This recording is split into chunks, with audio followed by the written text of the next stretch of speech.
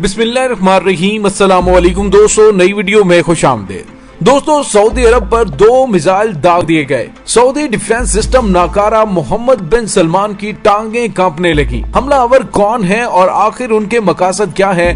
दोस्तों, इन तमाम हकायक के हवाले से हम बात करेंगे आज की वीडियो में। वीडियो की तफसील में जाने से पहले आप देख रहे हैं हकीकत की दुनिया डॉक्टर अली के साथ। हमारा चैनल सब्सक्राइब करके घंटी के निशान को दबाना मत भूलिएगा।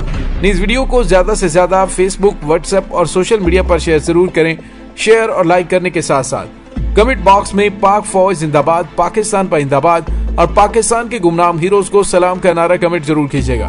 दोस्तों, ईरान के एटमी साइंसदान को शहीद करने के बाद खित्ते के अंदर एक बड़ी जंग के साए मंडलाने लगे हैं। ईरान के सुप्रीम लीडर आयतुल्लाह खामनाई ने ईरानी साइंसदान के कत्ल का बदला लेने के लिए तमाम जिम्मेदार मुमालिक को वाशगाफ अंदाज में धमकी दी थी, जिसमें सऊदी अरब, इसराइल और अमेरिका शामिल है। और दोस्तों, मैंने अपनी पिछली वीडियो में जिक्र किया था कि ईरान कभी भी बेवकूफी नहीं करेगा।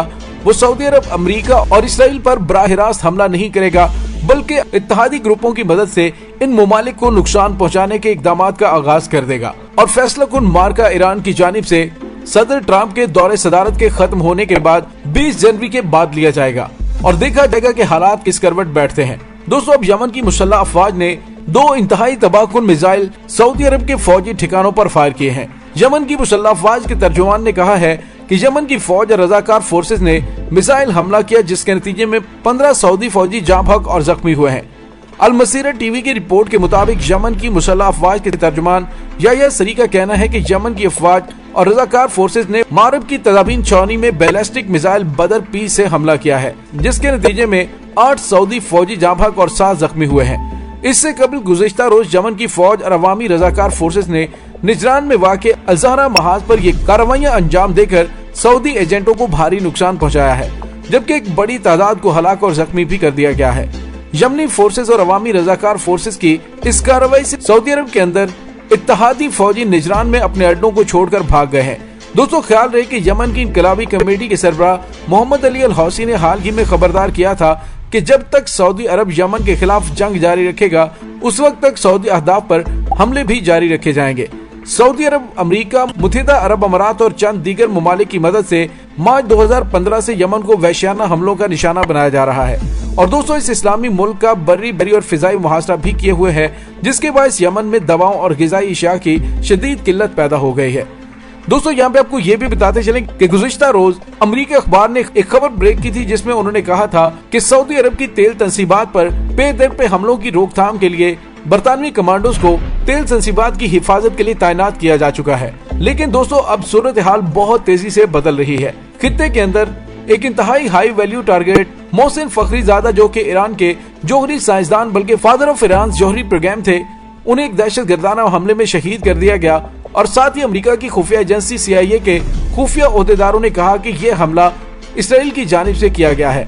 और दोस्तों, उसके बाद ईरानियों के गुस्से को हवा देने के लिए इसराइल की तरफ से बयान दिया गया कि ईरानियों को खुश होना चाहिए कि हमने उनके एटमी साइंसदान को मार दिया है। दोस्तों, ईरान के सुप्रीम लीडर आयतुल्लाह खामनाई ने सऊदी अरब समेत अमेरिका और इसराइल और उसके हामी मुमालिक को निशाने इबरत बनाने के वाज़े इशारे दिए हैं। दोस्तों, ख्याल रहे कि 14 सितंबर को भी सऊदी अरब में हुकूमत के जेर इंतजाम चलने वाली दुनिया की सबसे बड़ी तेल कंपनी अरामको के 2 प्लांट्स पर ड्रोन हमले भी किए गए थे और यमन के हौसियों ने उस हमले की जिम्मेदारी कबूल की थी, जबकि उसके अस्करी तर्जुमान ने कहा था कि सऊदी अरब को मुस्तकबिल में भी ऐसे मजीद हमलों की तवक्को रखनी चाहिए। दोस्तों, सऊदी अरब की जेर क़यादत फौजी इत्तेहाद मार्च 2015 से यमन में हुकूमत मुखालिफ हौसी जंगजुओं से लड़ रहे हैं और माजी में भी हौसियों की जानिब से इस तरह के हमले किए जा चुके हैं। दोस्तों, यहाँ पे एक बड़ा अहम सवाल पैदा होता है कि हौसियों के पास इतना जदीद तरीन असलहा कहाँ से आता है।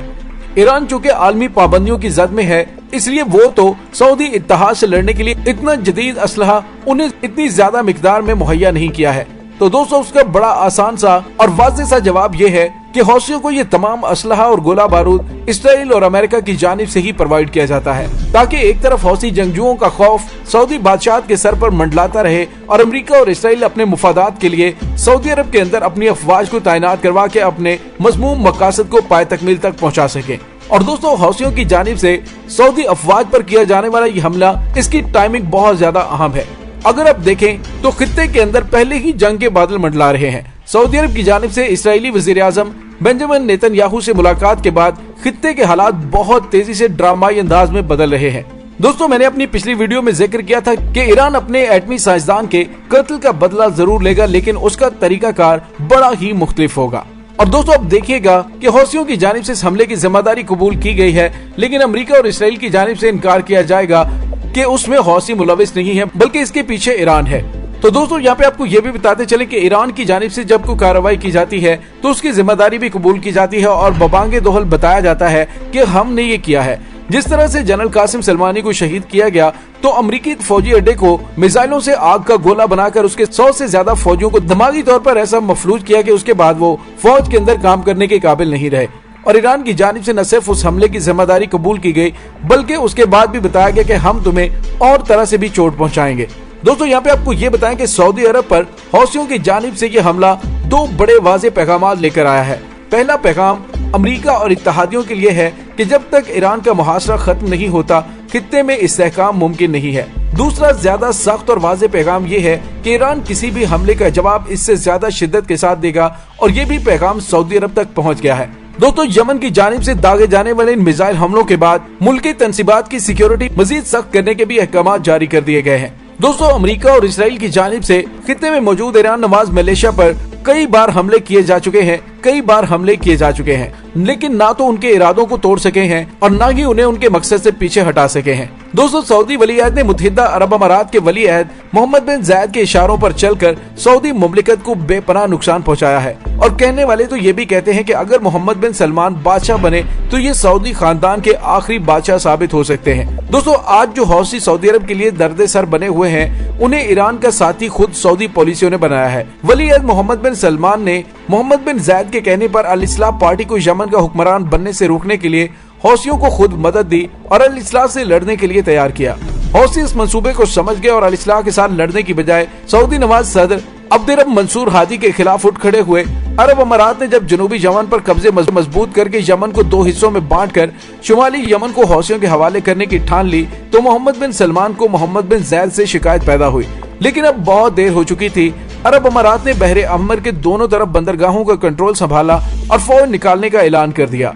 सऊदी अरब को बेदस्तो पाक अकेला छोड़ दिया। और दोस्तों, अरब अमारात के उकसाने पर ही सऊदी अरब ने कतर से ताल्लुकात खत्म किए और खलीज ताउन काउंसिल के बानी रुकन कतर को दुश्मन बना लिया। तुर्की और ईरान ने बढ़कर कतर का हाथ थामा और खित्ते पर सऊदी गिरफ्त ढीली पड़ती चली गई। दोस्तों, अब सऊदी अरब अपने होम में अकेला पड़ता जा रहा है। सऊदी अरब अकेले लड़ने की सकत नहीं रखता और ये बात ईरान भी जानता है। इसीलिए यमन के हौसी जंगजुओं ने अरब अमारात के शीशे के बने टावर्स और अहम तंसीबात को किसी भी लम्हे निशाना बनाने की धमकी भी दे दी है और कहा है कि अरब अमारात और दीगर खित्ते के मुमालिक अमेरिका और इसराइल की मदद और हमायत करने से बाज रहें। अगर अमारात, सऊदी अरब या दीगर भी किसी मुल्क की जानिब से ईरान के खिलाफ हमले करने के लिए इसराइल या अमेरिका को अड्डे फराहम किए गए, तो उनका हाल इन हालिया हमलों से ज्यादा बुरा होगा। दोस्तों, इसके साथ ही डॉक्टर अली को इजाजत दीजिए। इंशाल्लाह बहुत जल्द मिलते हैं एक नई वीडियो में। तब तक के लिए अपना बहुत सारा ख्याल रखिएगा। पाक फौज जिंदाबाद, पाकिस्तान पाइंदाबाद, पाकिस्तान के गुमनाम हीरोज को सलाम। अल्लाह वारिस।